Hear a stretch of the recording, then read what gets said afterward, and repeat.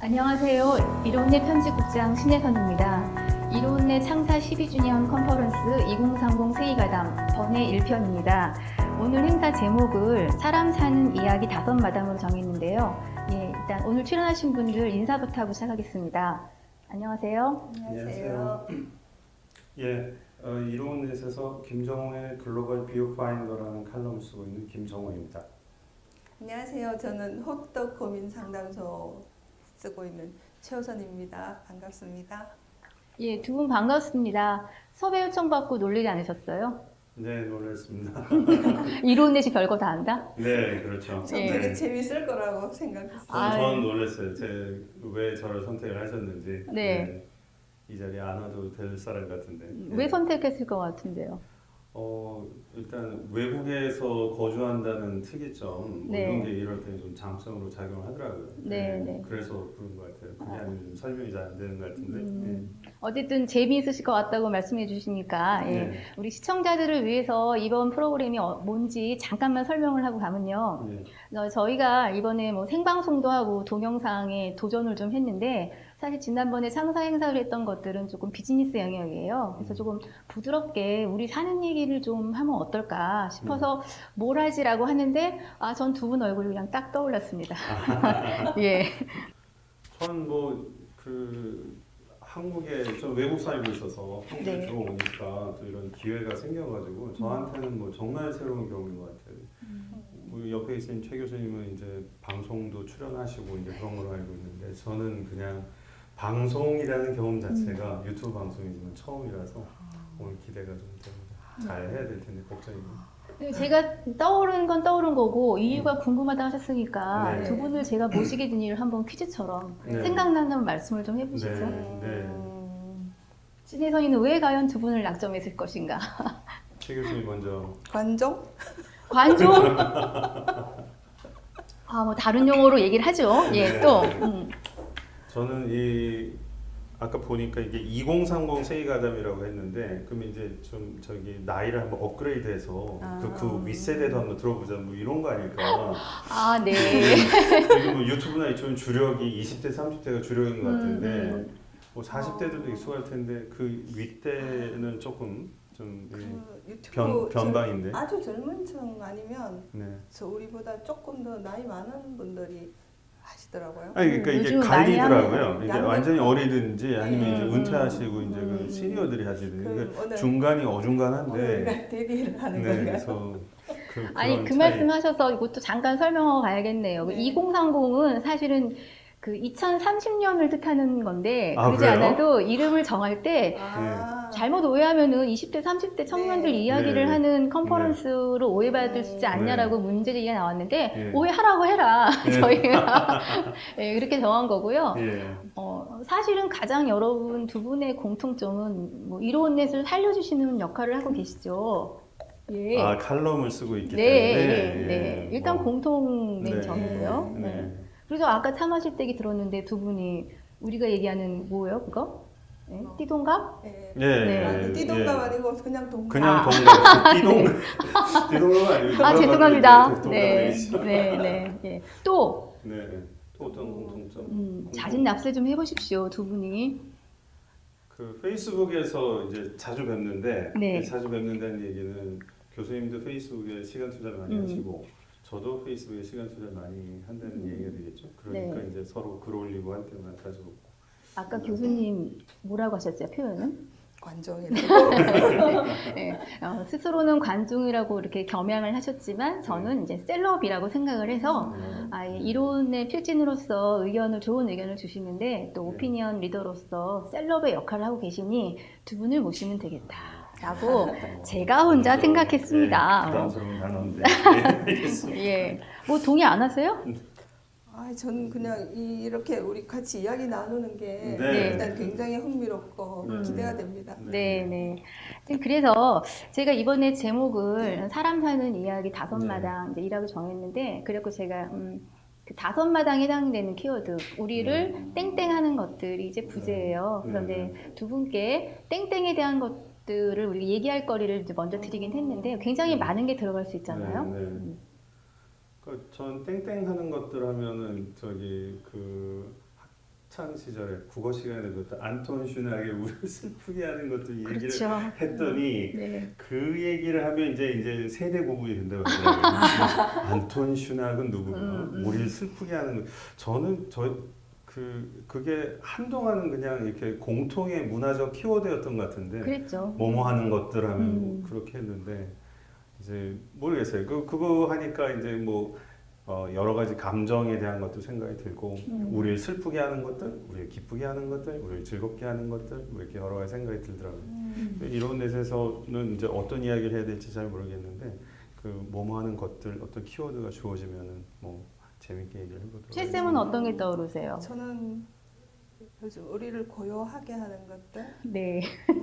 평화롭게 하는 것들, 그게 요즘 제가 자주 생각하는 것들. 희망사항의 단어를 담으시는 것 같습니다. 직업적인 네. 면도 좀 있는 것 같고요. 좀 공감이 돼요. 요즘 너무 저기 복잡한 일들이 사실 너무 많아서. 맞습니다. 네, 사실은 그런 것들이 정말 키워드이긴 하겠더라고요. 너무 상처 주는 일도 많고 사회가 혼란스러운 일이 많아서.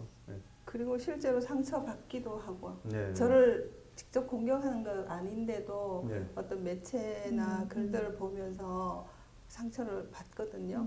그래서 그냥 고요하고 평화로운 것들에 대해서 좀 자주 생각을 하게 돼요.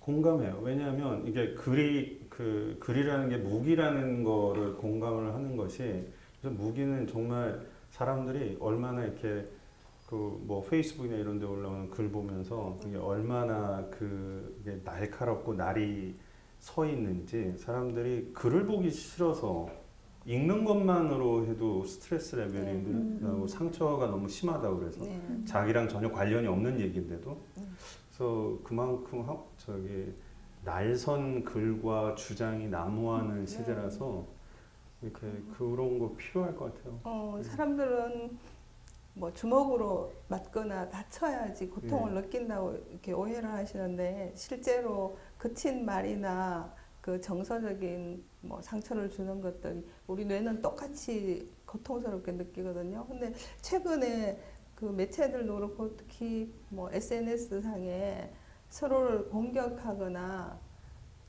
제가 가장 안 좋게 생각하는 건 비아냥 그리는 그런 것들이 너무 많아서 계속 좀 평화스러운 이야기를 좀 계속 하고 싶어요. 본론으로 훅 넘어가 버렸습니다. 자, 하나씩 시작을 해볼게요. 이제 첫째 이야기 마당이 사실은 두 분 공통점이 또 하나 있긴 해요. 뭐죠? 지금 이 대목인데 코로나19. 맞아요. 어떤 의미인지 아시죠? 한 분은 초격전지라고 했던 대구에 지금 살고 계시고, 한 분은 먼 이국에서 오고 가는 경험을 하셨고, 그래서 일단 코로나19는 나에게 뭐뭐였다, 땡땡이었다를 조금 얘기를 해보고 하죠. 최근 정말 뜻밖으로 저는 코로나19가 마술 램프 같았어요. 마술 램프요? 저도 한 번도 짐작하거나 상상해 본 적 없는데 저한테는 잠시만요. 우리 또 김쌤은? 저한테는 말 그대로 격리였어요. 말 그대로 외국에 있어서도 격리이기도 했고, 외국에서 이제 자가 격리를 이제 그쪽에서 강제적으로 했는데 태어나서 처음 경험을 했죠. 알겠습니다. 자, 그럼 우리 최 쌤이요. 아니 그 위기 상황인데 너무 동화적인 비유 아니에요? 어떤 의미인지 설명드리지 않으면 이건 오해입니다. 어떤 의미에서 마술 램프인가요? 저희 갑자기 모든 게 단절되고 멈춰버린 그런 시간이었었는데, 저는 사실 일상생활을 하는데 그렇게 불편하지 않았거든요. 밖에 못 나가는 거 외에. 그런데 정말 목숨이 위험할 정도의 사람들이 있더라고요. 그러니까 뭐 무료 급식소에서 식사를 할 수밖에 없는 분들이나 아니면 장애인, 그다음에 세터민들도 좀 사회적으로 취약하신 분들이고, 근데 그런 분들이 직격탄을 맞아서 무료 급식소가 문을 닫으니까 식사를 해결할 수 없는 그런 분들 계셔서 저희가 갑자기 김밥을 싸게 됐어요. 이렇게 급하게 할 수 있는 일이 그것밖에 없었어. 그래서 김밥을 싸기 시작했는데 뭐 재료도 비용도 없는 상태에서 시작을 했는데 그걸 전국에서 엄청나게 도와주셨거든요. 전국에서요? 네. 제가 시금치가 좀 부족해요 이러면은 페이스북 댓글에 지금 밭에 갑니다 이러고 그 다음날 두 상자가 와 있고 막 그랬었어요. 그리고 특히 저는 대구니까 더 감동적이었던 게 전라도 분들이 그렇게 좋은 유기농 재료들을 막 보내주시고 달빛동맹. 예, 그걸 전 처음으로 경험을 했어요. 근데 그렇게 그 쪽방촌 분들한테 식사를 드리고 나서 그 다음에 그 또 취약계층이라고 제 눈에 띈 분들이 미등록 이주 노동자들이었어요. 그러니까 우리는 약국에서 이제 뭐 일주일에 2개라도 마스크를 살 수 있는데 그분들은 사회안전망에서 완전히 벗어난 분들이거든요. 근데 코로나19 바이러스는 모든 사람한테 다 위험한 거잖아요. 그래서 그분들한테 이제 마스크하고 손 세정제 드리는 일도 전국의 정말 많은 분들이 잘 아시잖아요. 얘기하면 돈이 이 정도 필요해요. 그러면 통장에 금방 막 돈이 생겼어요. 그러니까 진의가 아니면 이거 저는 상상할 수 없는 일들인데 그런 식으로 해서 계속 더 취약한 분들, 이주노동자, 그다음에 그분들의 자녀들 해서 필요한 온기가 막 곳곳에 갈 수 있게 하는 게 진이가 한 명이 아니었어요. 막 때로 나타났어요. 그래서 그렇게 굉장히 고통스러운 시간인데도 연대가 뭔지 그거를 그냥 한 명 한 명이 개별적으로 보내주는 건데 저는 대구에서 그걸 한꺼번에 받고 분배하다 보니까 아주 감동스러운 그런 경험이었어요. 대구의 경험이 많이 다른 것 같아요. 이게 바깥에서 봤을 때는 그 코로나19 상황일 때 초기에 상당히 이제 되게 대구라는 지역 자체에 대한 이제 비난도 많고 혐오도 많고 네. 예, 그 고담 시티가 달래 고담 시티냐 얘기도 많아요. 근데 사실 그 안에서는 그런 일들이 또 있었다는 게 신기하네요. 그러니까 저도 사실은 우리 쌤한테 계속 얘기를 좀 듣고 직간접적으로 있었는데 그래서 뭐 사실은 매일 감동하고 매일 슬퍼하고 막 이랬어요. 덕분에 저희 이론내 구성원들도 작게 동참을 또 했습니다. 그래서 근데 그때 저희가 좀 그 소위 이른바 미담이라고 하는 얘기들 좀 보도하려고 해도 또 그걸 갖고 올 또 다른 또 후폭풍도 있고 그래서 진짜 이렇게 드러나게 나와 있는 얘기들 외에는 정말 바닥에 있는 얘기들은 거의 언론에 보도가 안 된 걸로 제가 알고 있습니다. 그래서 정말 이번 기회에 그 숨어있는 많은 진이 우리 최쌤을 비롯한 분들께 정말 감사하다는 인사를 드려야 될 것 같고요. 뭐 언젠간 이런 것이 좀 더 편하게 얘기할 날이 오지 않을까 그런 생각을 합니다.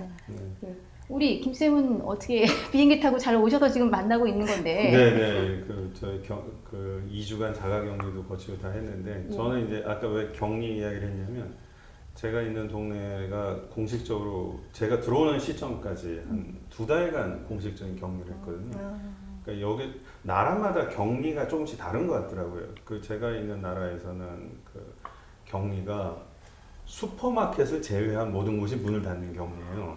그러니까 바깥에 돌아다닐 수는 있어요. 돌아다닐 수는 있는데 일단 한국처럼 막 이렇게 길거리를 뭐 다 가게들이 있고 이런 곳이 아니라 그 동네는 이렇게 좀 아직 좀 개발도상국가고 그래서 이렇게 쇼핑몰이라고 이제 거기서 하는데 거길 가야만 이제 모든 편의시설이나 이런 게 있는데 거기를 폐쇄하고 거기에서 이렇게 슈퍼마켓 하나만 열어놓은 거예요.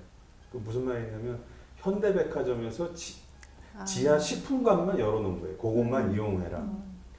그리고 이제 다른 거 다 닫았어요. 필수적인 거 이제 은행하고 이제 필수적인 관공서 그걸 2달을 하니까 저는 처음 경험을 했는데 사는 동네에서 그러니까 걸어 다닐 수는 있는데 연 곳은 슈퍼마켓밖에 없는 거예요. 그러니까 이제 회사도 전부 다 이제 저기 재택근무하라고 그러고 근데 재택근무가 한국도 이제 저기 시행착오를 좀 겪었는데 뭐 이거저거 있어야 되잖아요. 인프라가.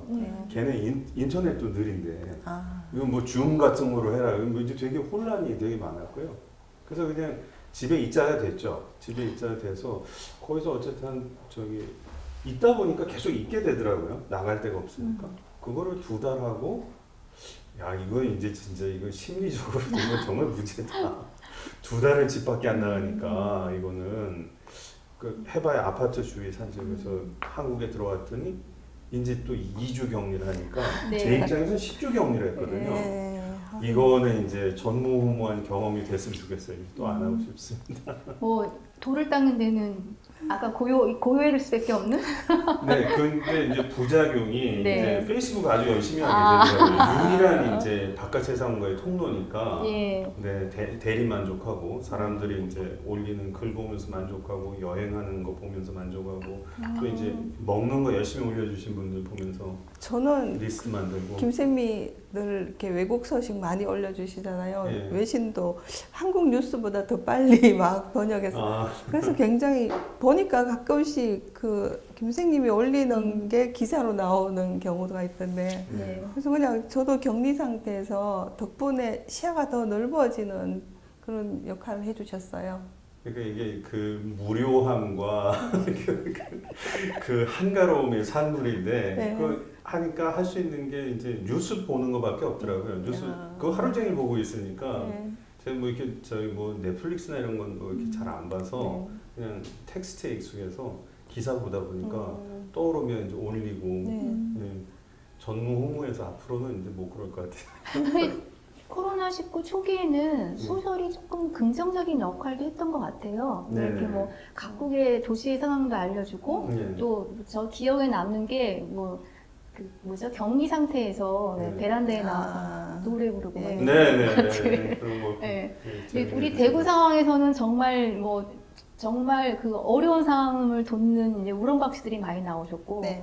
해외에서는 그런 이야기보다는 각자 그 상황을 어떻게 극복하고 있는지 이런 사례가 너무 많이 나와서 또 문화적인 차이도 굉장히 맞아요. 나고. 예, 다 차이가 있는 것 같아요. 저는 대구에서 이걸 겪으면서 네. 그 옛날에 막 행주 치마에 돌을 들고 이게 저는 교과서에 묘사된 약간 상징적인 묘사가 아닐까 그렇게 생각했었는데 믿기 어려운.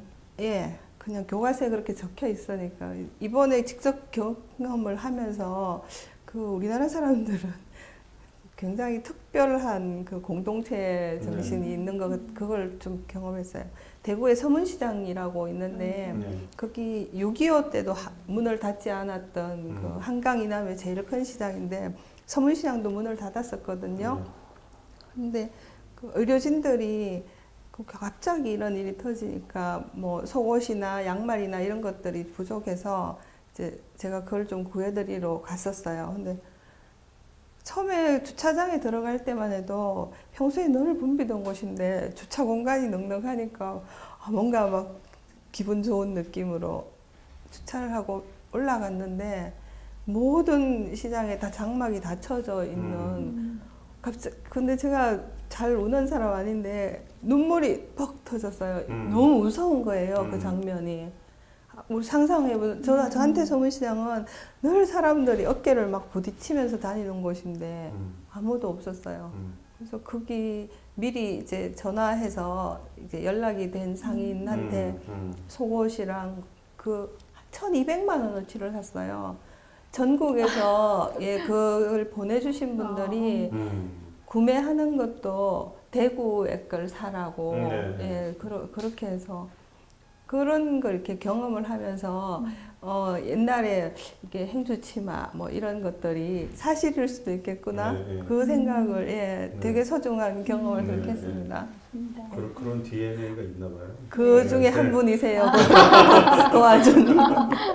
저희는 본의 품목도 비밀냈어요. 혹시 혼날까봐 지금 얘기해도 될까요? 네, 저희는 우리 의료진들 거기서 집에를 못 가셨는데 특히 여성분들 제가 뭘 살까 하다가 이렇게 소파에 누워있다가 벌떡 일어났어요.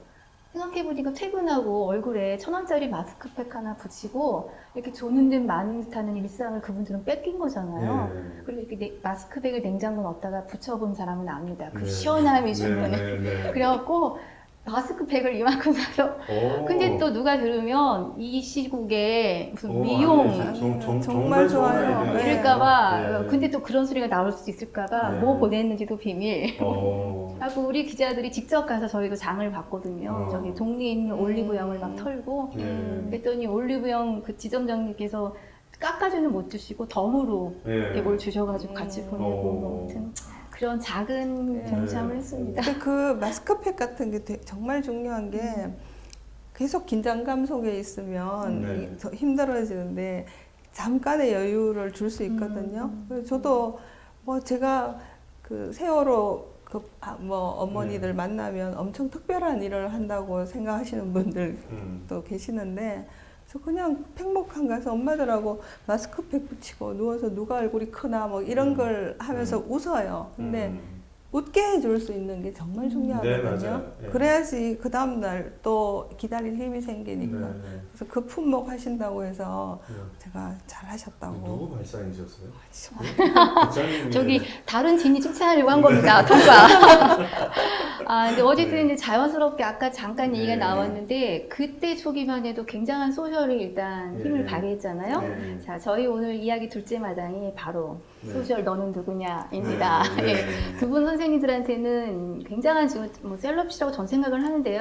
어쨌든 뭡니까? 어떤 의미로 하세요? 페이스북을? 저 같은 경우는 이게 어쩌다 보니까 이제 페이스북 10년 차 가까이 됐더라고요. 근데 이제 물론 저기 초기에는 이렇게 호기심에 가입을 했지 활동을 하고 그런 건 아니죠. 그러니까 활발하게 활동한 건 저도 최근 한 3, 4년밖에 안 되는데 어쨌든 가입한 건 초기에 가입을 했더라고요. 나름 어리 어답터라서 신기한 걸 보냈는데 근데 이제 제일 익숙했던 게 이게 여러 종류의 저기 SNS가 있는데 확실히 텍스트 기반이 편해요. 텍스트 기반으로 뭐 하고 이제 영상도 조금 낯설고 오늘도 낯서시고 네 그럼요. 그리고 유튜브가 대세 뭐 이것도 좀 안 와닿고 무조건 이제 텍스트가 제일 편하고 텍스트가 주는 이제 장점이 이제 저 모르겠어요. 제 또래들은 필명 문화가 좀 있을 것 같은데 뭐 필명 쓰면 좀 있어 보이고 그러잖아요. 대학 시절에도 필명 많이 쓰고 그러지 않았어요? 가명 쓰고. 그러니까 이렇게 그게 꼭 익명을 하겠다기보다 이렇게 온라인에서는 또 다른 내가 있는 것 같은 뭐 이런 느낌도 좋고 일상에 나와 다른 이렇게 다중인격인가요? 그런 거 있는 거. 그래서 이제 텍스트 베이스로 해가지고 이렇게 사람들하고 소통할 수 있는 그런 것도 최근에 좀 정착이 된 것 같은 느낌이 들어요. 페이스북 자체가 이게 된 지 오래됐지만 제가 있는 쪽에서 이제 전 동남아 쪽에 있는데 그쪽을 보면 한국은 이제 그 뭐죠? 그 싸이월드 이런 게 있다가 이제 넘어갔잖아요. 그렇죠. 걔는 그게 없어가지고 바로 거기로 넘어갔거든요. 그러니까 페이스북이 훨씬 더 우리보다 활발하고 이제 그렇게 됐는데 근데 이제 얘네는 제가 받은 느낌은 그건 잘 안 하지만 한국적인 특성 같아요. 이렇게 텍스트 베이스로 해서 사회적 의제가 팍 이제 논쟁이 붙고 여론이 형성이 되고 그것이 이제 그 한국 사회에서 이제 그 파워 엘리트들이나 한국 사회를 좀 움직일 수 있는 사람들이 그런 거에 눈치를 보고 좀 피드백도 받고 이런 거는 한국이 정말 활발한 것 같고요. 그럼 다른 나라에서는 뭘 하냐? 그 정말 비즈니스 플랫폼이더라고요. 그냥 돈 벌고, 그 이제 비즈니스 아이디어를 공유하고 아니면 이제 재밌는 거 공유하고 이런 쪽으로 차이가 두드러지던데, 그래서 한국 같은 경우는 확실히 텍스트 기반의 사회적 커뮤니케이션의 플랫폼인 거는 분명해 보여요. 이게 문자적인 정의가 아니라 실제로 그렇게 기능하는 거는 좀 다른 문제 같더라고요. 그래서 저는 근데 많이 지금 비즈니스로 가고 있죠. 그 뭐 어쩔 수 없는 것 같아요. 그거는 뭐 페이스북이 의도하는 바도 그렇고 그쪽 이제 광고를 붙여야 되니까 그러다 보니까 페이스북 알고리즘이 어쨌든 사람들을 같은 성향을 가진 사람들끼리 모이고 그쪽에서 통용되는 정보나 의견이 확산되게 하고 그거를 의도를 안 할 수가 없겠더라고요. 반대로 같은 사람들끼리 모여서 더 고립되기도 하고. 근데 한편으로는 그렇게 모여 있는 덩어리가 너무 커졌기 때문에 고립감 잘 안 느는 것 같아요.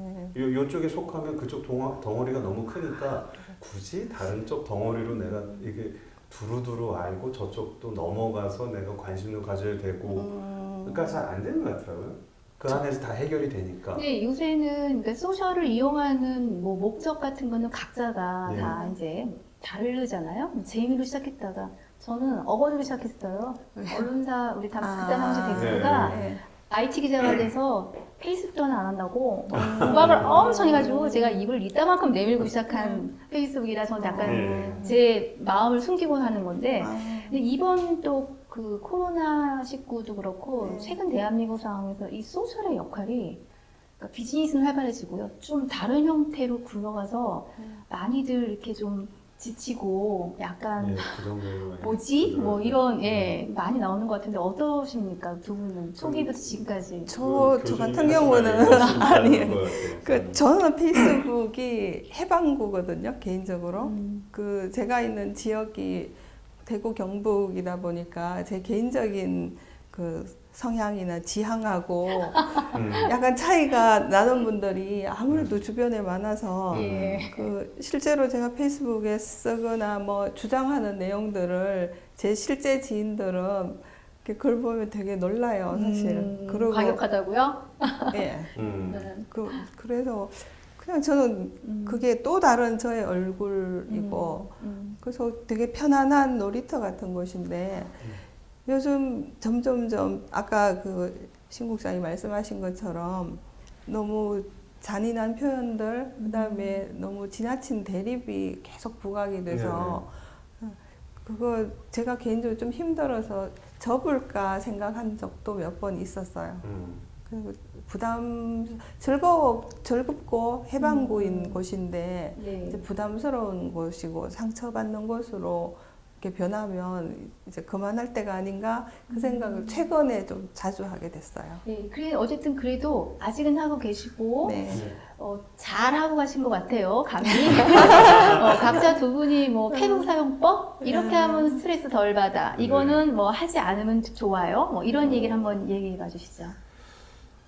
스트레스 정말 레벨이 높아진 건 사실인 것 같아요. 그거는 이게 근데 저는 한편으로는 그게 어쩔 수 없이 이렇게 가는 것 같다는 생각이 들어요. 이거를 좀 교수님 말씀처럼 이렇게 그냥 내가 싫으면 떠나는 거지. 절이 싫으면 이제 중이 떠나는 거지.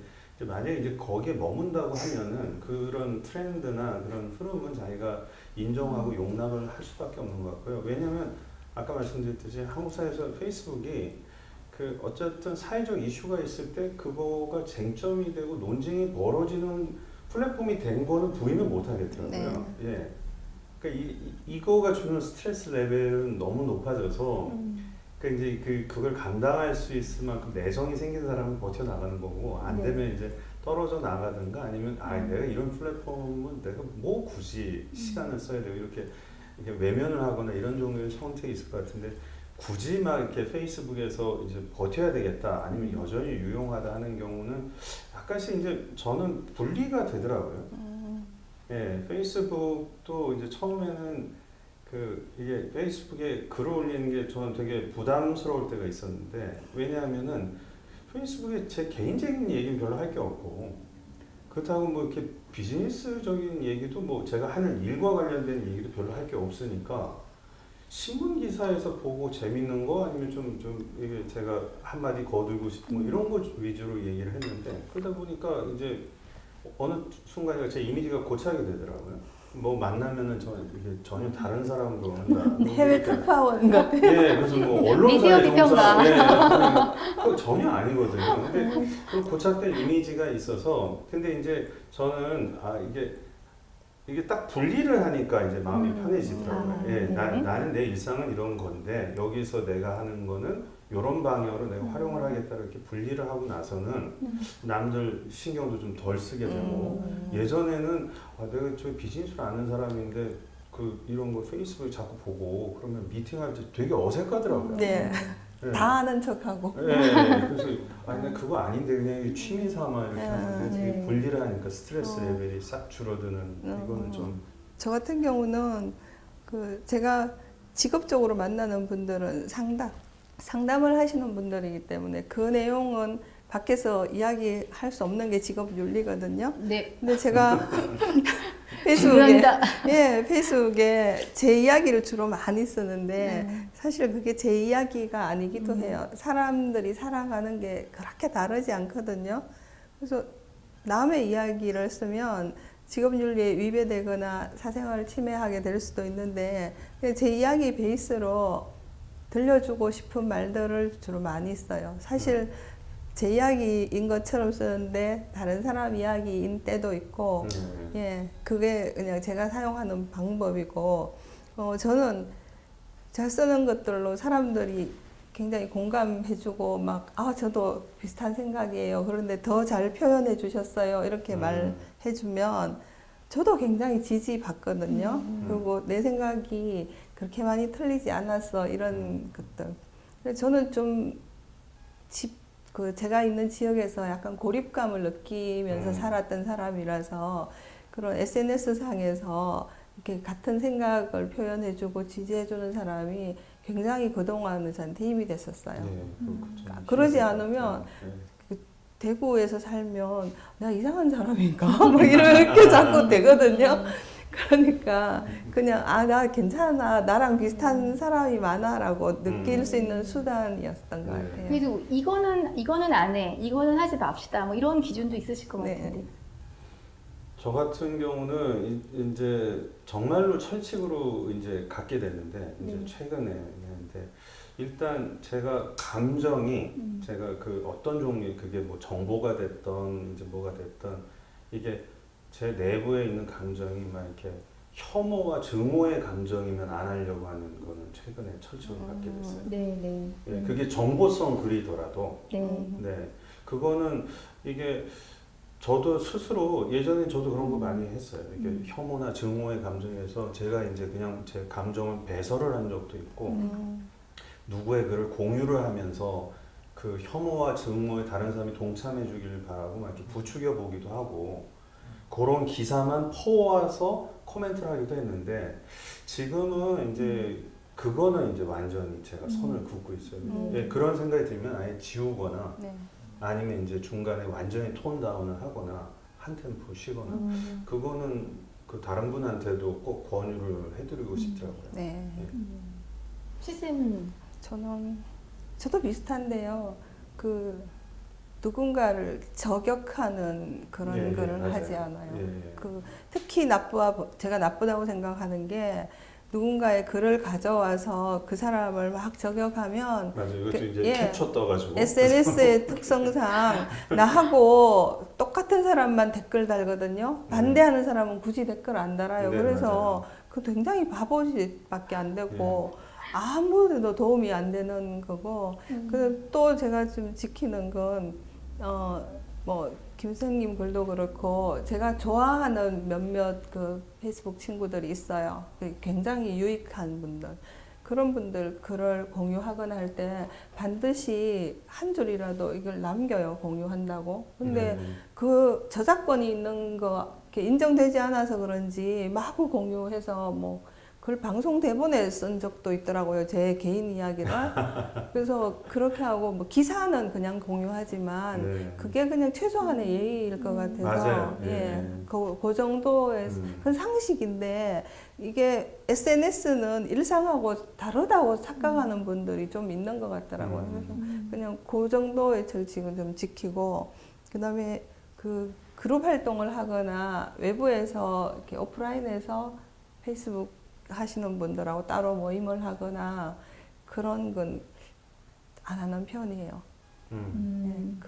별로 제가 내성적이거든요. 진짜로. 왜 비웃으세요? 아닙니다. 내성적이세요. 수줍음도 많으시고. 네. 근데 웃음이 나오죠. 네. 예, 초기부터 시작하신 김쌤도 뭐 규칙이 있을 것 같은데요? 예, 이건 시행착오를 겪으면서 이제 시행착오. 터득한 건데 네. 이제 저만의 그거 하면은 일단 이건 이제 나름 꿀팁이 될 수 있을 것 같은데 저는 누구를 먼저 보자고 안 해요. 이게 페이스북에서 메신저로 해가지고 예전에 제가 초기에 실수를 했던 거가 이렇게 외국에서 이제 저는 페이스북이 유일하게 이제 한국 분들하고 이제 커뮤니케이션 통로였는데 누가 와서 이제 좀 소위 말하는 이제 선풀 달아주고 네. 뭐 이렇게 좋게 얘기해주고 그러면 제가 어떤 실수를 했냐면 한국에 가면 꼭 한번 찾아뵙고 인사드리겠습니다 이런 거였어요 제가. 우리 아재들이 아재들, 예. 소나게. 네, 그러니까 이제 뭐 뭐라고 이하바로 이게 감사의 뜻을 어떻게 전해야 될지 몰라가지고 그러니까 상대방이 되게 부담스러워했는데 제 초기에 했던 네. 실수고 그 다음에 이제 이건 뭐 두 분이 여자분이 있으니까 좀 공감하실 것 같은데 이제 샬랄라하고 샤방샤 여자분들은 좀 너무 의도가 보이는 거예요. 이 좋아요 안 누르기. 네. 그냥 이렇게 그냥 눈으로만 이제 뭐 시행착오라고 하셨어요? 네, 시행착오입니다. 아니 그거는 이게 이게 박제가 되는 것 같더라고요. 저는 저기 타임라인에 뜨는 분들 최대한 많이 좋아요를 누르거든요. 네. 그래서 이게 좋아요가 여러 가지 뜻이 있어요. 올리느라 고생하셨습니다. 뭐 하면 아이고 애쓰시네요. 뭐 사진 찍는데 시간 걸리셨겠어요. 뭐 예, 박학다식 하시네요. 뭐 아무튼 여러 가지 뜻으로 좋아요를 계속 누르거든요. 네. 좋아요 폭탄을 이렇게 투하를 하는 격인데 그러지만 이제 이게 페이스북에서는 남녀 관계도 상당히 오해를 불러일으킬 수 있고 이런 것이 상대방한테 좀 곡해될 수 있겠다 이런 거를 이게 사례들을 보면서 알았죠. 제가 경험한 건 아니고요. 그래서 안 합니다 요즘. 아니 두 분들이 뭐 한 수백 개에서 1000개 가까이 공감이 되는 걸 제가 보면서 아니 이번에 인정하고 다음 마당 넘어가셔야 돼요. 네. 셀럽이세요 아니세요? 저는 아닙니다. 아직도 인정 안 하세요? 저는 여기 이 대담에 김 선생님 때문에 왔는데. 자, 상관없습니다. 시청자 여러분, 이로운 씨 인정한 셀럽 두 분을 모시고 이야기를 계속 진행하겠습니다. 예, 이번 세 번째 주제는 다름이에요. 뭐 굉장히 또 원론적인 얘기 나올 수 있을 것 같지만 뭐 페북 사용법도 마찬가지죠. 예, 근데 이 다른가 틀리면 다르다. 이 초등학생들 읊어대는 굉장히 이제 고문이 됐는데 요새 저희 사는 거 보면 말 따로 정말 행동 따로라는 생각이 들 정도로 걱정스럽고 화가 나는데 다름에 대한 우리 두 분 선생님의 또 의견도 한번 좀 들어볼게요. 제가 먼저 말씀드리면 이게 저는 이제 외국에 제 20대 중반에 이제 군대 갔다 와서 한국을 떠난 이후로 계속 외국 생활하다 보니까 한국에서 사회생활을 해본 적은 없거든요. 이제 그러니까 모든 게 이제 제 입장에서는 그냥 관찰이 돼요. 제가 경험을 한 게 아니고. 그러니까 두 분이 그냥 한국에 계시면서 자연스럽게 경험했던 일이 저는 주워들어서 아는 거지 이게 제가 체험한 건 아니에요. 네. 그래서 이게 관찰자 입장에서 보면 이게 최근 몇 년 사이의 변화인 것 같은데 다르다 틀리다를 명확하게 구분하는 문화가 분명하게 나타났더라고요 한국에서. 그래서 이제 그래서 방송국도 이제 자막을 하면 그래서 이제 틀렸다 이러면 이제 다르다 뭐 요거 이게 해주잖아요.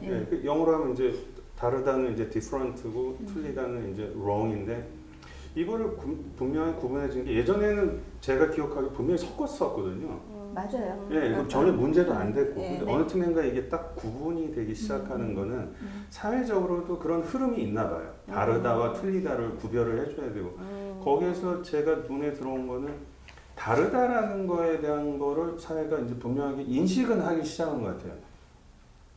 나와 다른 상대에 대한 어떤 뭐 인정, 존중까지는 뭐 잘 모르겠는데 그건 가는 과정인 것 같고 이렇게 차이라는 거를 우리 사회가 조금 좀 분명하게 인식을 하고 받아들여야 되겠다는 문화는 사회 전반적으로 나타나는 것 같고 그럼 SNS에서도 좀 그런 트렌드도 좀 있는 것 같고요. 저는 항상 강의할 때 첫 시간쯤에 학생들한테 정말 유치원 같은 질문을 해요. 너 무슨 색 좋아해? 무슨 색 좋아해? 이렇게 물어보면 좋아하는 색깔은 다 다르잖아요. 그러면 이번 학기 내내 그냥 질문이 있거나 내가 말하는 것에서 혹시 다른 생각이 있으면 교수님 나는 빨강색이라고 생각하는데 왜 노랑이라고 하세요라고 자유롭게 말하라고 해도 그러나 그게 잘 안 돼요. 아무래도 교수와 학생 사이라는 것 때문도 있지만 자유롭게 말하는 게 아직은 많이 익숙하진 않은 것 같아요. 그런데 SNS 상이나 아니면 인터넷 기사 댓글에 보면 젊은 사람들이 정말 공격적이거든요. 그러니까 강의실에서 만나는 20대하고 차이가 엄청나게 많이 나더라고요. 근데 젊은 저는 사람은 아니죠. 근데 저는 그것도 나쁘지 않다고 생각하는 게 제가 계속 특정 지역에서 조금 다른 정체성으로 살다 보니까 힘들다고 예, 하는 것처럼 다른 사람들이 있는 게 되게 즐겁고 다채롭고 신나는 일이잖아요. 그걸 당연히 인정해야 될 것 같고 또 하나는 뭐 지금 제가 상담하면서 만나는 분들 중에는 성적인 소수자나 아니면은 뭐 이주해서 오신 분, 그다음에 저는 일로 고공농성 하시는 분한테 이렇게 막 사다리 타고 올라가서 상담하고 내려오고 하거든요. 정말 특별한 경험을 하는 아주 소수자들이잖아요. 근데 그분들이 힘들어하는 것들이 사람들이 굉장히 이 처지에 대해서 헤아리지 못한다는 거, 그냥 과격한 사람 아니면 이상한 사람 이렇게. 근데 과격한 사람, 이상한 사람이 아니고 그냥 나하고 조금 다른 삶을 사는 사람이거든요. 그래서 약간 보는 시각을 너그럽게 그런 너그러운 눈으로 나랑 다른 사람들을 좀 봐줬으면 맞아요. 좋겠어요. 뭐 누가 캠페인을 하거나 계도를 시작한 건 아닌데 지금 기억을 하기에도 어릴 때는 그걸 섞었어도 누가 뭐라고도 안 했고 스스로도 몰랐는데 그게 뭔가 이렇게 지적이 되기 시작했던 시절이 분명히 이제 있었던 것 같아요. 근데 말씀대로 다르면 와 나랑 달라 라고 신나하는 게 아니라 요즘은 거의 전쟁 분위기잖아요. 달라? 네. 저쪽 가서 놀아. 왜 여기 와서 맞아요. 난리야. 뭐 이런 분위기라서 저는 좀 이게 이 궤도가 좀 세게 들어가야 되나? 아니면 내지는 뭐 계단형으로 발전하나? 약간 이런 생각이 들 정도로 요새 다시 사회가 이렇게 됐지? 라는 좀 생각을 해요. 미국 경우를 우리가 보면서 저는 이거를 그냥 우리가 우리만의 이제 유별남, 우리만의 어떤 사회적인 문제 이렇게 볼 건 아닌 것 같아요. 왜냐하면 미국도 지금 이렇게 이성과 합리가 지배할 것 같고 뭐 이렇게 서로 뭐 토론하고 뭐 이렇게 하면서 상대방의 차이도 존중할 것 같고 그러지만 그 동네 요즘 난리잖아요. 예, 우리보다 어떻게 보면 사회가 더 완전히 갈라져서. 그래서 이제 트럼프를 지지하는 세력과 이제 반대하는 세력의 그런 혐오와 이제 대립, 뭐 상대에 대한 증오 같은 거는 사회적으로도 큰 감당이 안 될 정도라고 하더라고요. 미국 사람들이 칼럼하는 거 보면은 이런 미국이 아니었다. 우리가 만들었던 미국은 그렇기도 하고 거기도 이제 세대 간에도 부모 세대가 이제 밀레니얼 세대, 뭐 Z 세대라는 그쪽 가의 대립도 우리 사회만큼 격화되어 있는 것 같아서 이렇게 차이를 우리가 얼마나 수용할 수 있냐, 차이와 다름을 그거는 모든 사회가 안고 있는 과제 같아요. 딱히 우리 반 그런 딱히 그런 것 같지는 않아요. 프랑스도 막 이렇게 똘레랑스의 프랑스도 난리잖아요. 요즘. 그래서 그건 이게 어느 사회든 이렇게 수용할 수 있는 차이와 다름이 있는 거고 수용이 안 되거나 수용을 거부하는 차이와 다름도 있는 것 같더라고요. 저 이렇게 한숨이 나오죠. 저희 딸이 최근에 결혼해서 이제 갔는데 저희 집에 다니러 와서 뭐라고 말을 하냐면 저하고 집에 살 때 제가 팟캐스트를 블루투스 스피커로 크게 틀어놓고 들었나 봐요. 정말 신뢰되게 아무리 딸이라도. 그래서 제가 결혼해서 다른 집에 가서 사니까 엄마 내가 많이 평화로워졌어 이러는 거예요. 그래서 왜 이랬더니 평화로운 거예요. 오빠랑 사니까 당연히 평화로운데 내가 왜 이랬더니 그 소리를 안 듣는 게 그렇게 그래요? 애구머니나 그 정치하는 그러니까 팟캐스트 좀 세게만 하잖아요. 그렇죠. 근데 저는 애가 그걸 싫어하거나 거슬려 하는지 전혀 몰랐어요. 그래서 우리 세대가 굉장히 정치 지향적인 면이 좀 있는 거 아닌가? 그 생각까지 좀 하게 됐었어요. 굳이 혼자 듣거나 안 들어도 되는데 그걸 배려 없이 아무리 가족이고 딸이라도 안 그런 줄 알았는데 제가 저한테 좀 실망하고 반성도 좀 하게 됐어요. 저도 반성해야 될 것 같아요. 저는 네. 한국에 와가지고 제 딴에는 이제 그런 게 사회적 이제 예의라고 생각하고 이제 우리 시니어들이 이어폰 없이 듣는 분들 있잖아요. 예. 유튜브 크게 예. 틀어놓으서 듣고. 제가 이 지하철에서 가서 보는데 저는 또 그걸 보면은 가가지고 꼭 한마디 해요. 아니 나쁘기는 안 해요. 네네. 저기 여기서는 하면 다른 분들 다 좀 꼭 참고 계신데 소리 좀 줄여주세요. 뭐 아니면 이어폰 없으시면 아니 있으시면 좀 껴주세요. 이렇게 가서 한 마디씩 하는데, 그러니까 그 저의 모습이기도 하겠네요. 저도 막 집에서 크게 틀어놓고 있거든요. 네, 정말로. 가족끼리도 예.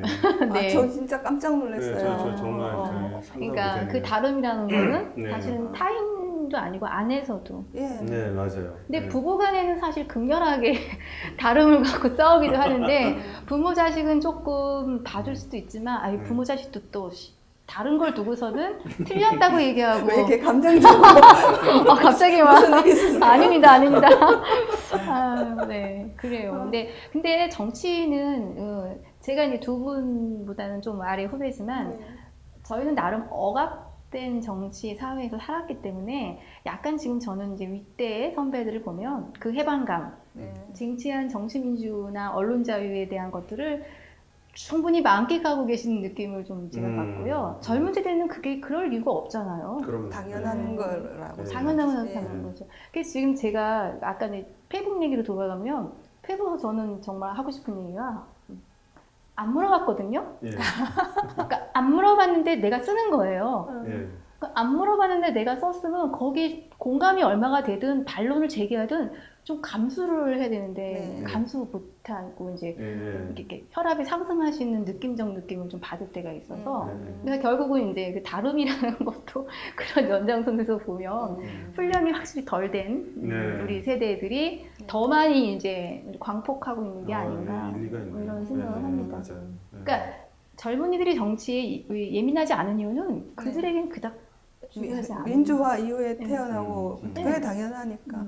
저희 때는 누가 잡혀갔잖아요. 누가 죽을 수도 있잖아요. 누가 좀 죽어서 그게 일상적인 경험이라서 맞아요. 네, 그래서 뭡니까 저희 지금 양해 구하나요 젊은 친구들에게? 아니, 불안을 느끼는 대상이 그냥 달라진 거지.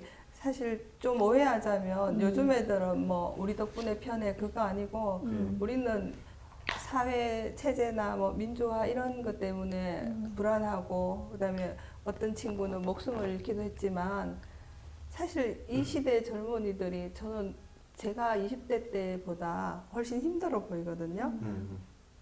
삶 자체가 더 불안해진 것 같아요. 기본적으로는 취직하거나 아니면 일상생활을 유지하는데 드는 비용 면에서도 굉장히 이게 많이 들게 됐고 그 상대적 빈곤감을 느끼는 정도도 요즘 학생들은 굉장히 많이 힘들어 하거든요. 근데 라떼는 저는 어떤 친구가 부자인지 그거 몰랐어요. 아셨어요? 누가 부잣집 아들인지 뭐 이렇게. 저희 과의 친구 하나는 아버지 차를 갖고 왔는데 멀리 주차를 하고 맞아요. 그때는 학교에 그걸 재면 비난받는 세대. 아니 학교에 차가 못 들어왔죠. 어디 가니 학생 차를 그리고 막 돈 많다고 자랑하거나 그런 거 아니었는데 요즘은 자기가 쓰는 물건, 그다음에 향유하는 문화 이게 다 부하고 관련되어 있어서 그 차이를 굉장히 이렇게 많이 느껴요. 요즘 젊은 세대는.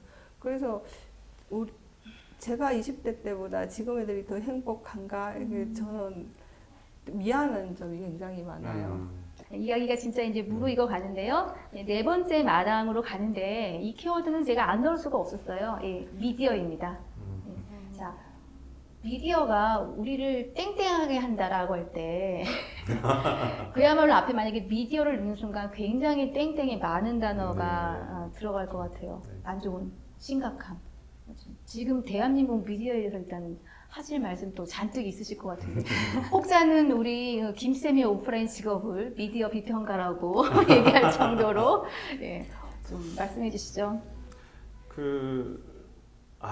이게 얘기 정말 길어질 만한 얘기인데 해보세요. 네, 아니 그냥 기본적으로 저는 이게 비평 예, 그런 얘기를 이제 페이스북에 종종 올리게 되는데 사실은 이제 저는 제 딴에는 이제 기본적인 애정이 깔려 있다고 생각하고요. 그 다음에 페이스북에 이제 제가 주로 이렇게 패치를 맺고 있는 분들, 제가 팔로우하는 분들 중에 저기 언론계에 계신 분들이 다수예요. 그러니까 이제 어쩔 때 상당히 좀 부담스러워요. 이분들이 이제 올리는 글 같은 거 맨날 가서 좋아요 누르고 이렇게 하는데 그래서 제가 뭐 당연히 이제 그 정도의 너그러움은 있겠죠. 이게 뭐 특정 개인을 이제 공격하고 뭐 특정 뭐 이걸 하는 게 아니라 이제 이 전반적인 이제 이런 거에 대해서 독자로서의 문제 제기돼 이렇게 너그럽게 생각하실 건 아는데 그것도 하루 이틀이지. 네. 제가 뭐 이렇게 특정 직업군을 뭐 예를 들어서 이제 치과 의사를 갖다 제가 툭하면 저격을 한다고 하면 예? 그것도 이제 뭐 저기 아는 척하면서 뭐 요즘 뭐 임플란트가 얼마여야만 하는데 얼마고 예.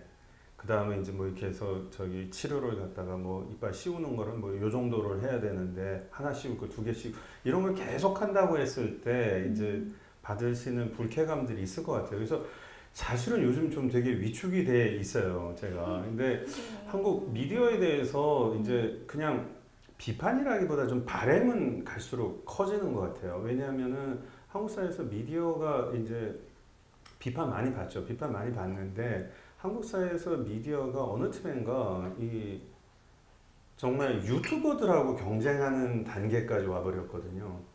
그러니까 이제 게임의 룰을 예전에는 이제 소위 말하는 이제 주류 미디어, 레거시 미디어들이 이제 판을 짜고 그거를 이제 외부에 있는 사람들이 이제 모방을 하고 어떻게 하면 저 게임 안에 내가 끼어들어서 목소리를 내볼 수 없을까? 그 이제 미디어가 갖는 권위와 미디어가 갖고 있는 그런 영향력들을 사회가 인정을 했는데 지금은 이제 막말로 진짜 개나 소나 말이나 다 깎아내리기 바쁘고 그리고 자기가 레거시 미디어를 이제 한 대안이라고 이제 하면서 유튜버들이 막 등장하면서 이제 조회수 내세우고 클릭수 내세우고 이제 이런 식으로 됐단 말이죠. 이런 변화가 생긴 게 그렇게 오래 되지 않았거든요. 그렇죠. 네, 그래서 한편은 아쉬운 게 제가 몇 년 전에 한국에 왔을 때 뭐 우연히 어떤 세미나에 갔었는데 막 미디어의 미래 막 고민하고 이제 미디어 업계 종사자분들이 뭐 이런 세미나를 제가 얼토당토하게 꼈었는데 그때 고민해서 크게 달라지지 않았는데 지금은 완전히 이렇게 되어버렸거든요. 그래서 조금 미디어가 저는 제가 그쪽 계신 분들한테 꼭 두 가지를 좀 부탁을 드리는데 첫 번째는 그러니까 막 미디어의 미래, 막 이렇게 그 변화하는 환경에 미디어는 어떻게 변해서 적응할 건가 이거 다 고민하셔도 좋은데 일단 첫 번째로는 독자들을 좀 많이 만났으면 좋겠다. 독자들이 가지고 있는 거는 이제 미디어에 대해서 갖고 있는 그 좌절감의 깊이를 좀 헤아려줬으면 좋겠다. 근데 나 같으면은 그 미디어 위기를 이야기하는데 이렇게 세미나보다 네. 미디어 업계에 계신 분들이 모여서 세미나하고 막 미국 뉴욕 타임즈 성공 사례 이런 거 연구하시는 것도 좋은데 그거 전에 네. 일단 독자들하고 커뮤니케이션을 많이 했으면 좋겠다. 항상 취재원들만 상대하시다 보니까 이제 노는 물이 다르시잖아요. 이제 이 독자들의 좀 고민을 잘 이해 못 하시는 것 같은 안타까움이 있어서 그걸 조금 해줬으면 좋겠다. 그 다음에 두 번째로는 꼭 당부드리는 것이 이렇게 그냥 시장의 원리가 미디어 업계도 좀 적용이 됐으면 좋겠어요. 무슨 말이냐면은 그러니까 좋은 상품 기사죠. 한 거는 대접을 받고 거기에 대한 반대급부도 따르고 그게 사회적 이제 인정이라든가 아니면 경제적인 이득이라든가 가격이 상승하는 거니까 그렇게 됐으면 좋겠고 상품이 불량이면 퇴출되고 소비자 보호원으로부터 이렇게 딱 찍혀가지고 저거 사지 마가 되고 이 원리가 작용이 안 되고 있더라고요. 그러니까 좋은 기자들, 그 좋은 기사들이 묻혀요. 도매금으로 넘어가고 알죠, 아는데 소비자인 독자들이 그렇게까지 이렇게 그 한 가지가 않아요. 옥석을 구분해 가지고 야 요것만 내가 몸에 좋으니까 이게 구입을 해야 돼. 이거 잘 안 되거든요. 딱 가가지고 이렇게 봐서 이거 아유 이거 안 사. 이렇게 되거든요. 도매금. 그래서 그거는 좀 조금 이제 제가 그 달리 어떻게 표현해야 될지 모르겠는데 좀 관심을 가져주셨으면 좋겠고 그 미셸 오바마가 했다는 그거는 정말 프라이드를 빨리 회복하셨으면 좋겠어요. 뭐 이렇게 뭐 데이골로 뭐 위고 하이 뭐 이러잖아요. 뭐 이렇게 해서 그 너희는 이렇게 가더라도 우리는 이렇게 간다. 그거는 한국 사회에서 미디어가 최대한 빨리 그런 권위와 프라이드는 회복을 했으면 좋겠어요. 저는 지금 상황에서 막 이렇게 유튜버들하고 경쟁하고 막 거기서 밀리고 있는 형국인데 여기에서 조금 더 이제 그 주도권을 잃어버리고 이제 이 독자라는 이제 물이 언론이라는 배를 이렇게 띄워 올리는 건데 이렇게 엎어버리기도 하잖아요. 이 물이 띄우기도 하지만 그래서 이거가 조금 그 제가 안타까움이더라고요. 이거를 할 수밖에 없는 게. 근데 그 독자 입장에서 해줄 수 있는 것이 이게 옥석을 구분하고 뭐 이 말은 좋지만 저도 잘 안 돼요. 이게 기자는 아니 독자는 기사를 읽을 의무가 없습니다. 근데 뭐 그럴 수도 있고요. 그래서 네. 이제 물어보셔서 네, 이제 그렇게 네. 했는데 그런 것만 조금 변화가 있으면 아니 근데 이게 예. 정말 뼈아픈 말씀인데 제가 사실은 뉴스는 기자 노동자가 만드는 상품인데 네. 이 상품이 재화로 교환이 안 된다. 이런 말을 제가 이렇게 슬픈 표정으로 하거든요. 근데 지금 말씀드리니 상품인데 맞네요. 반품 조치도 제대로 안 되고, 네, 그렇죠. 네, 뭐 제대로 된 규칙도 안 지키고 네. 어겨도 뭐 어긴 거에 따른 대가도 그렇게 세지 않고 이거 안 해놓고 나서 내 상품 돈으로 안 사줘 이 얘기를 하는 제가 굉장히 네. 김생님이 말씀하시는 동안에 언론계 종사자가 점점 나 지금 안절부절이야. 약간 네. 애니메이션 보는 것처럼. 그럼에도 불구하고 이거 얘기하고 넘어가야 돼. 우리 또 최 쌤은 네. 어떠세요? 저는 한 3가지 정도 말씀드리고 싶은데요. 네. 전 독자로서 좀 품위를 지켜줬으면 좋겠어요. 또 작아지겠습니다. 네. 그 자기 모습을 아마 되돌아봤을 때 굉장히 부끄러워해야 될 기사들이 많이 보이거든요. 그런 취재를 하는 행태, 그다음에 그 결과로 나온 그 기사들이 어떻게 이 정도 수준일 수 있나 싶은 그런 품이 없고 전문성 없는 것들이 점점 더 많아지니까 그거 좀 문제인 것 같고, 두 번째는 그래서 좀 부끄러워했으면 좋겠는데 네. 염치를 염치를 아는. 염치가 좀 있었으면 염치를 좋겠어요. 아는. 그리고 제가 이게 미디어를 조금 폭넓게 해석하면 그 진보적인 분들이 하는 팟캐스트나 뭐 이런 영역까지 조금 확대해서 보자면 그 요즘은 그런 성향의 분들도 굉장히 감정적이고 지나친 것들이 사실 많거든요. 합리적 의심이라는 걸로 약간의 방어막을 치고 너무 과한 주장들 많이 하셔서, 그러면 결국은 다른 게 뭐가 있나 이 생각을 많이 하게 돼요. 그래서 뭔가 뉴스를 접할 때 굉장히 방어적이 돼요. 이게 진짠가 막 이러면서. 그래서 좀 염치를 아셨어요. 알겠고요. 그리고 저도 숙제 하나 드리는 의미에서 네. 이것도 마지막 질문 하나 드리고 얘기 듣고 마지막 마당 넘어갈게요. 네. 언론학에서는 요새 뉴스 소비의 방식 중에 아예 하나로 오피니언 리더들이 이렇게 링크를 거는 형태로 공유하는 거를 맞아요. 소위 추종이죠. 팔로우하는 개념으로 소비하는 것이 이제 하나의 흐름으로 정해져 있습니다. 네. 근데 두 분도 실제 소설에서 그 역할을 하고 계셔요. 네. 그래서 근데 그러니까 나랑 생각이 같은지 안 같은지 확인도 하지 않고 내가 존경하거나 평소에 옳은 말을 하는 사람이니까 무조건 공감이야. 그런데 그게 만약에 가짜뉴스거나 잘못된 유통인데도 하고 났더니 아이 부끄러워 되는 거예요. 네, 맞아요. 결국 이 얘기는 무슨 얘기냐면 독자가 사실은 독자가 아까 말씀드린 기사를 읽을 의무가 없습니다. 네. 저희들은 독자들이 기사를 읽게끔 해야 되는 정말 의무가 있는 사람들이에요. 그런데 반대로 그 요새는 오피니언 리더분들, 셀럽들께서 마구마구 이렇게 퍼나르시면 안 되거든요. 네. 그리고 이걸 내가 왜 링크를 하는지에 대해서 아까 뭐 한 줄 멘션이 남의 생각만이 아니라 뉴스에 대한 것도. 네. 자, 그랬을 때 두 분도 미디어를 소비를 잘 하셔야 돼요. 네. 이게 웬 말입니까? 명심하겠습니다. 그래서 막 이래야 될 것 네, 같아. 짧게 내가 뉴스 소비하는 방식에 대해서 조금 한번 말씀을 해주시죠. 저는 저도 이제 나름대로 기준이 있는데 일단은 신뢰할 수 있는 뉴스를 일단 1차적으로 소비하려고 해요. 그리고 저도 그냥 이제 유튜버들도 뭐 이야기가 많고, 이제 뭐 팟캐스트 하는 분들 뭐 이런 것도 이제 간혹 보긴 하는데, 1차적으로는 어쨌든 이제 이른바 이제 주류 정식 미디어들을 소비하려고 일단은 노력을 하고요. 그 다음에 이제 그걸 가지고 이제 당연히 그 페이스북이나 뭐 이런 데는 그런 걸 가지고 코멘트 하시거나 재해석하시는 분들이 있죠. 근데 그분들도 제가 이제 쭉 봐서 저도 나름대로 이렇게 선별한 분들이 있을 거 아니에요. 그러니까 그분들 글을 위주로 봐요. 그러니까 이제 그분들의 의견이 궁금하기도 하고. 그래서 저는 일단 이 두 가지는 가급적이면 안 벗어나려고 하고, 그 다음에 당연히 이제 저도 간혹가다 어떤 사안이 터졌을 때 저도 감정이 앞서게 되면 일단 공유를 하거나 무조건 저기 링크 올리고서 이제 한번 좀 비판적으로 이렇게 하고 싶은데, 그런 것도 요즘은 일단 한 템포 죽이려고 하고요. 그 다음에 마지막으로는 뭐 제가 이게 뭐 언어적으로 저도 이제 문제가 이제 좀 어려움이 있는데, 가급적이면 외신도 관련된 거를 꼭 보려고 해요. 그거는 저부터도 좀 버릇을 들이고 습관을 들이고, 뭐 물론 이제 이거 아까 이제 언어적 장벽을 이제 저도 어려움이 있다 말씀드렸는데, 필요한 경우에 이제 좀 시간이 걸리더라도 보고 하면서 요거를 이제 최대한 잘 이제 지켜나가면서 저도 좀 균형을 유지하려고 하고요.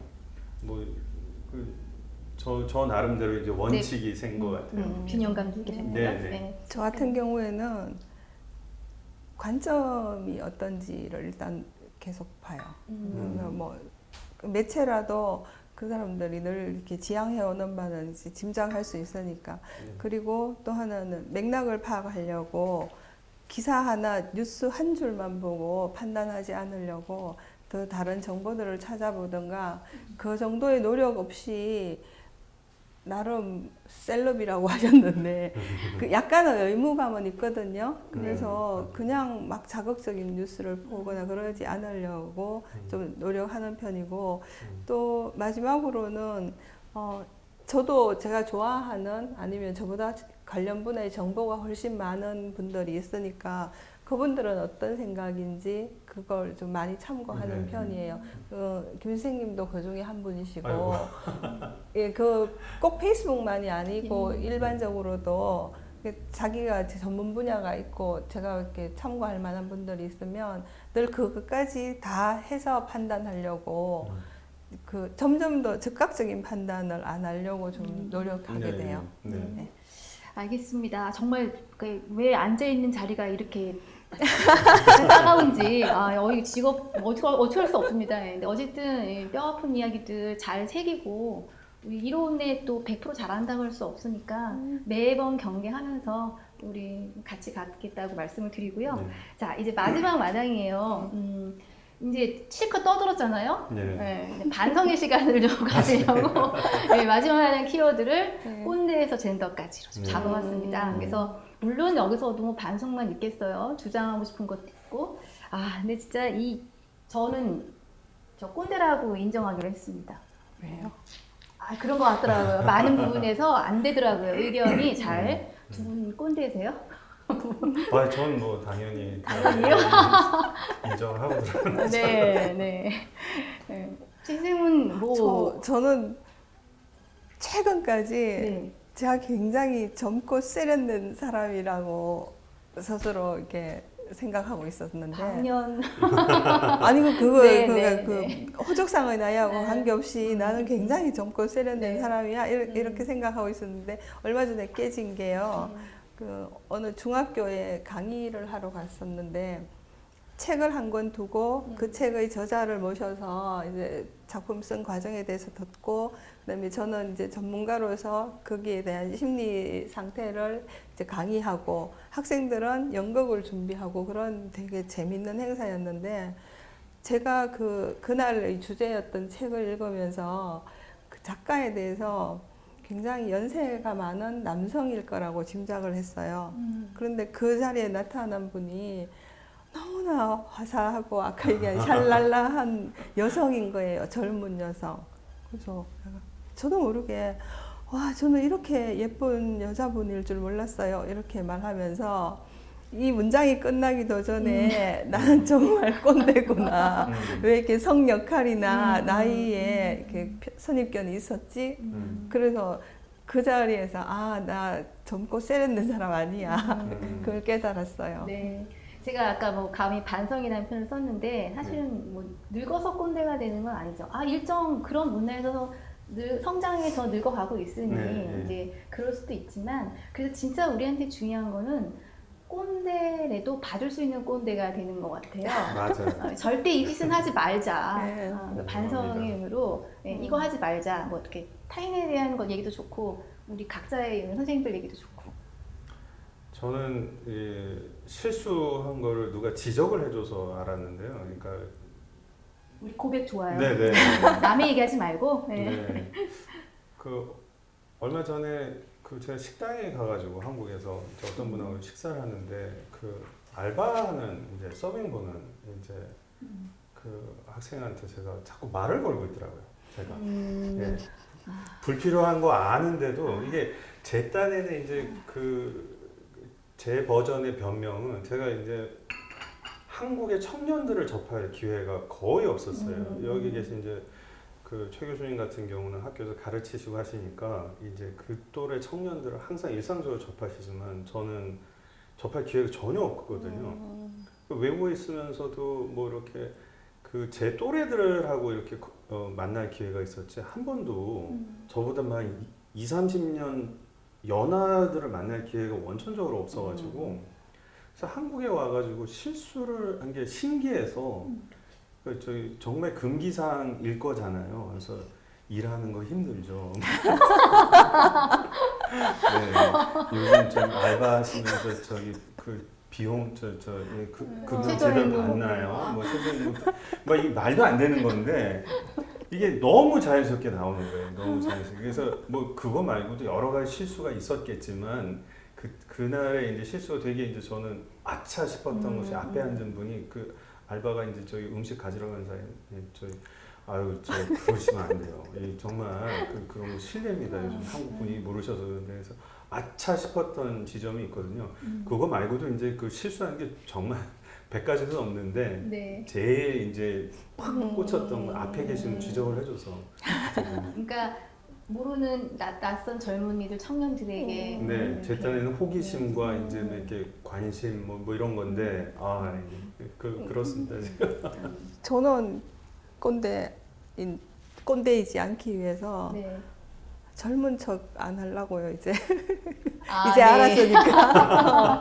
그거 되게 꼴보기 싫거든요. 네. 그래서 그냥 지금의 나를 인정하는 거 되게 좋을 것 같고, 나이 들었다고 물어보는 것도 그렇지만 뭘 가르치거나 막 하려고 애쓰지 않으려고 하는 게, 그래서 얼마 전에 저희 애가 군대 갔다가 첫 휴가를 나왔었는데요. 몇 년 전이지. 근데 첫 휴가 나왔다가 이제 서울에 와서 걔는 포천에 있는 부대로 가고 저는 서울에서 일을 보기 위해서 서울역에서 이제 마지막 식사를 하고 있었어요. 그런데 얘가 밥을 못 먹는 거예요. 저는 군대 안 갔다 왔으니까 왜 기대해야 되는데 밥을 못 먹지 이랬는데 그냥 맛이 없나 아니면 딴 거 먹을까 이러고 있는데 서울역 레스토랑에서 서빙하던 분이 사이다를 하나 가져와서 주문 안 했는데 저희 앞에 이렇게 턱 놓더니 시간 금방 가요. 나도 그랬어요. 이러는 거예요. 그러니까 남자들은 아나 봐요. 첫 휴가 나왔다가 돌아가는 게 얼마나 힘든지.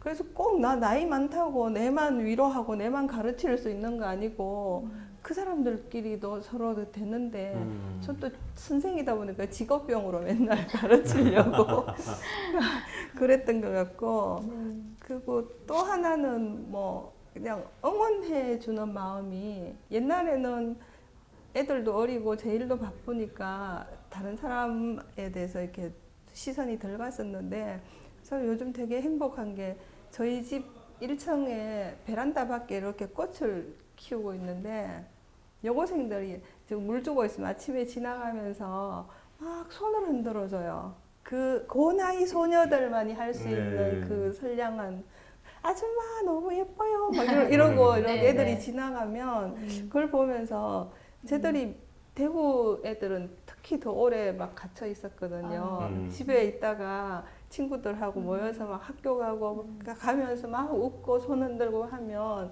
제가 약간 기도하는 마음 같은 게 하게 돼요.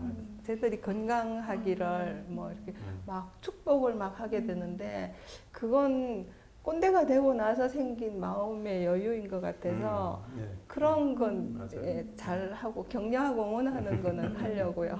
네. 못하는 걸 잘하려고 하지 말고. 네. 아, 이 지금 1시간 거의 20분이 더 넘어왔어요. 굉장히 지금 많은, 제가 이게 편히 얘기하자는 의미에서 방담으로 했는데 거의 수다 수준. 네. 원래 컨셉대로 좀 가고 계십니다. 이렇게 쭉 오시면서 뭐 이렇게 머릿속으로 굉장히 많은 생각이 오가셨을 것 같은데 마지막으로 한번 또 정리 멘트, 뭐가 조금 이 얘기 아쉬웠어요 라는 거 짧게 한 말씩 해주시죠. 저는 일단 자리를 만들어준 이로운 넷에 대한 감사함, 그리고 저는 저는 이제 이런 기회가 뭐 저는 또 조만간 또 한국을 떠나서 이제 제가 사는 나라로 돌아가야 되니까 뭐 이런 식의 기회가 흔치 않을 것 같은데 저한테 되게 좋은 경험이었고요. 이로운 넷이 저는 되게 인상적인 것 같아요. 지금 하시는 모든 일들이. 왜냐하면은 제가 우리 국장님 오시기 전까지 이로운 넷이라는 거 안 들어봤거든요. 예, 저 들어본 적이 없고. 정상이십니다. 네, 그렇게 됐는데 제가 이로운 넷이 짧은 시간 안에 성장하는 걸 보면서 이렇게 좀 전혀 이렇게 인지도가 없던 그때 이제 미디어 기능도 제대로 못했던 것 같더라고요. 옛날 사이트를 보니까. 근데 그래서 거의 이제 미디어로서 이렇게 도약해가는 과정이 제 눈에는 정말 짧은 시간에 이게 다 가능한가? 뭐 이런 느낌마저 들고요. 이로운이라는 말도 이제 단어 자체도 되게 이쁘더라고요. 영어로 이렇게 스펠링 써도 이쁘고 영어로 이제 이로운이 이제 굳이 번역을 하면 이제 beneficial이라는 단어로 되는데 그거 어원 따져 보면은 이렇게 여러 사람이 합쳐서 좋은 걸 만들어 간다라는 뜻이잖아요. 그러니까 그거랑 이게 맞아떨어지는 것 같아요. 그래서 이로운넷에 대한 기대가 되게 크고요. 지금보다 이제 다음이 더 기대가 되고 계획도 많으신 것 같은데 뭐 신선한 자극도 많이 받는 것 같아요. 이게 미디어라는 게 사실 요즘은 자극적인, 아까 이제 우리가 미디어에 대한 비판 이야기를 했었지만 자극적인 거에서 빨리 뜨려고 하는 사람들이 많더라고요. 근데 이게 되게 자기만의 색깔을 갖춰가면서 1년 반 정도만의 시간으로 이 정도 틀을 갖추는 건 저한테도 되게 신선한 자극이 돼서 내가 나중에 무슨 이렇게 판을 벌이게 되면은 이 정도 기간 안에 뭔가 성과를 내도록 나 노력하자. 판 벌리지 마시고 이로운 넷을 아니 뭐 저야 뭐 기회를 주시면 얼마든지. 네. 그래서 정말 감사하다는 이야기를 저는 끝으로 드리고 싶습니다. 약간 용비어천 같아요. 아니 진짜 그 타임 아닌데. 그 타임 아닌데 저는 그거를. 근데 저도 비슷한 말을 하게 될 것 같아서 제가 쓰는 혹두덕 고민상담소 칼럼 읽으려고 이로운 넷에 처음 들어갔던 분들이 저도 이런 매체가 있는지 몰랐다고 굉장히 무슨 자극적인 거 없이 건강한 매체잖아요. 네, 맞아요. 그래서 이런 게 있어서 제 글 얘기는 안 하고 이 매체에 대해서 저한테 이야기할 때 사실 좀 자랑스러웠었어요. 그런 곳에 쓴다는 것이. 그리고 저도 비슷한 생각인데 엄청 공격적으로 지금 뭔가를 막 하시잖아요. 시도하는 게 막 보여서 저도 여기 어떻게든 살짝 끼게 돼서 굉장히 재밌습니다. 새로운 경험이고. 그리고 응원합니다. 아유, 감사합니다. 진짜 이 타임 아닌데 완전히 지금 우리 기자님들 시킨 거 아니에요? 저희 안 짰습니다. 특히 아까 이로운 어원까지 말씀해 주셔서 이건 정말 다시 한번 얘기될 것 같은데 우리 시청자분들 어떻게 보셨는지 모르겠어요. 근데 저는 이제 이야기 푸는 내내 이제 두 분 선생님의 저희 칼럼과 페이스북 글을 저는 이제 상시로 보니까 말과 글이 좀 일맥상통하다. 같다 이런 저는 그런 느낌을 받았는데 우리 시청자분들은 어떠셨는지 모르겠습니다. 근데 이거 아까 내성 뭐 이런 얘기 하셨는데 컨셉 이번에 다 밝히셔가지고 다시 짜셔야 되는 거 아닌가 싶고요. 근데 이게 저희가 이게 모시기 쉽지 않은 자리거든요. 근데 두 분 독서량도 만만치 않은 걸로 알고 있는데 정말 짧게 요새 이야기 다섯마당에 이런 키워드를 흘러가면서 시청자분들이 이 얘기 듣고 나서 이 책을 읽으면 좋겠다 하는 거 한 권씩 추천을 좀 해주시죠. 제가 독서 취향이 좀 마이너한 편인데요. 슬픈 경계선이라는 책을 이제 6월달에 나왔는데 최근에 읽기 시작했고요. 네. 대만에 이제 그 NGO 활동하고 저널리스트이신 분이 이제 쓴 책인데, 우리나라도 이제 남북한의 경계선 하면 이제 그 휴전선 쪽이 이제 스토리가 많잖아요. 그 어느 나라나 그렇더라고요. 국경선이라는 게 이렇게 쉽게 그어지지 않고 이제 분쟁의 산물이고, 네. 그리고 이제 강자가 약자에게 윽박질러서 그어진 경우가 대부분이지, 네. 이렇게 두 나라가 사이좋게 자 여기를 국경선으로 하자, 너도 좋지 나도 좋고 이런 경우는 없더라고요. 그래서 역사적으로 많은 스토리가 있는 것인데, 이제 그런 쪽에 그 아시아라는 영역이 우리도 아시아의 일부지만은 친숙하지만은 잘 모르는 영역이잖아요. 그래서 이제 우리가 중국하고 일본 밑으로 내려가면 이제 다 낯선 동네거든요. 그냥 관광으로서 친숙하지만 그 나라의 뭐 역사나 그 나라의 어떤 스토리 같은 거는 되게 낯선데, 그 책은 이제 저도 보면서 좀 되게 좀 모르던 걸 많이 알게 됐어요. 그래서 이름 그대로 슬픈 경계선. 그 모든 국경선에는 슬픈 스토리가 있다는 얘기거든요. 그래서 이게 좀 시야를 넓히는, 우리가 평소에 잘 모르던 분야의 지역에 대해서 관심을 갖는 데 좋은 책이라서 제가 좀 추천을 드리고 싶습니다. 저도 킵하고요. 저도요. 두 권. 네. 저는 며칠 전 뉴스를 보니까 미국에서 요즘 그 죽음 관련된 사이트가 굉장히 인기래요. 네네. 지금 실제로 막 사망률도 높고 하니까. 그래서 자기 부고를 직접 써보고, 그다음에 장례 절차는 어떻게 할 것인지 뭐 이런 걸 안내하는 사이트에 접속자가 그렇게 많고 대부분이 30대라고 하더라고요.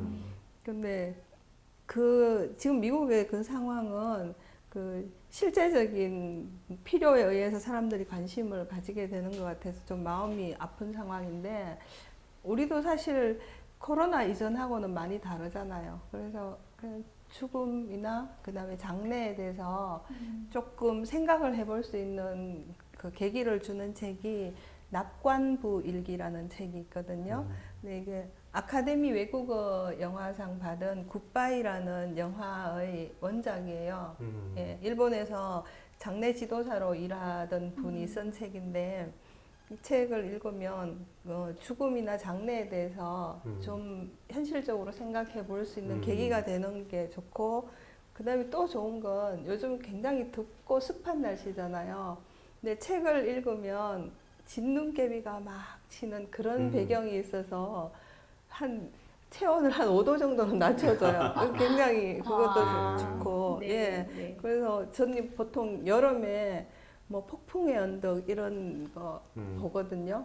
일부러라도 굉장히 서늘하잖아요. 그래서 근데 결정적으로 이 책이 그 실용서가 아니고 소설인데 문장이 정말 아름다워요. 그래서 그냥 문학적인 가치도 있는 것 같아서 그 올여름에 납관부 일기 꼭 읽어보십시오. 네. 제가 이 두 권은 저희 이로운 북촌에 소개를 하는 걸로. 네. 네, 진짜 두 분 뭐 굉장히 독특하신 좋은 책 소개해 주신 것 같습니다. 요새 유행하는 거 말고. 감사합니다. 자, 시간 많이 흘렀어요. 자, 이제는 서촌 맛밥의 시간입니다. 제가 숨어있는 우리 백반집 사장님한테 귀한 분들 가신다고 특별 백반 요청이 났으니까 끝나고 가서 식사하시는 걸로 하고요. 오늘 어떻게 보셨는지 모르겠습니다. 이로운내 창사 12주년 2030 새해가담 번외 첫 번째 편이에요. 사람 사는 이야기 다섯마당.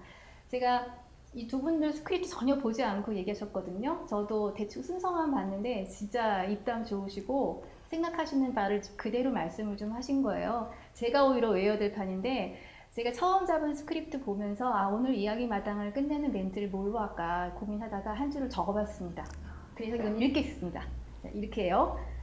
사회적 경제의 전문 미디어 이로운넷은 우리 삶을 돌아보게 하는 생각과 여유를 전하겠습니다.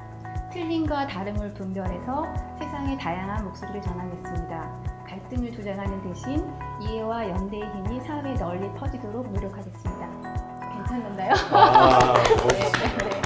네, 지금까지 진행의 이로운내 편집국장 신혜선이었습니다. 시청자 여러분 감사합니다.